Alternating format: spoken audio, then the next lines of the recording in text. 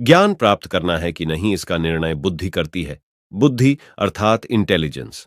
ज्ञान के स्रोत का भी पता बुद्धि करती है।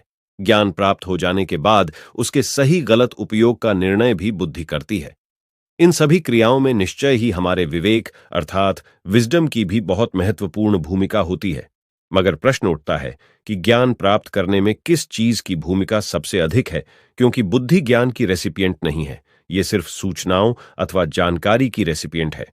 ज्ञान के लिए जो सबसे महत्वपूर्ण चीज है वो है ग्राह्यता अर्थात आत्मा या मन की रिसेप्टिविटी।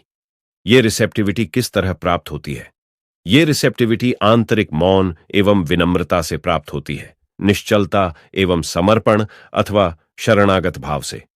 ज्ञान तो पहले ही हमारे अंदर है, हमें सिर्फ उसकी चेतना जागृत करनी है। उस ज्ञान का हमारी चेतना में प्रतिबिंबन मात्र होना है, और यह तभी हो सकता है जब हम एक प्रकार की आंतरिक निस्तब्धता एवं निर्वात की अवस्था में रहें या प्रवेश करें।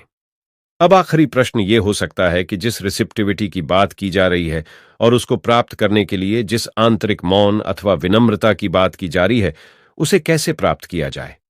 उसे प्राप्त करने का एकमात्र तरीका यही है कि इस बात को अच्छी तरह से समझा एवं पूर्ण रूप से स्वीकार किया जाए कि हम कुछ भी नहीं हैं, हम एक अकिंचन प्राणी मात्र हैं। गजल लिखने कहने की विधा को सीखने सिखाने के क्रम में मैं इसी बात पर सबसे अधिक जोर देता हूं। यदि झील की सतह स्थिर न हो, आंदोलित अथवा आंदोलनमान हो, तो उसकी गहराई में बैठी हुई चीजें हमारी नजर में कैसे आएंगी? राज नवादवी, गजल गुरु प्रोग्राम, मिर्जा गालिब, गजल शिक्षण संस्थान, भोपाल, इंडिया।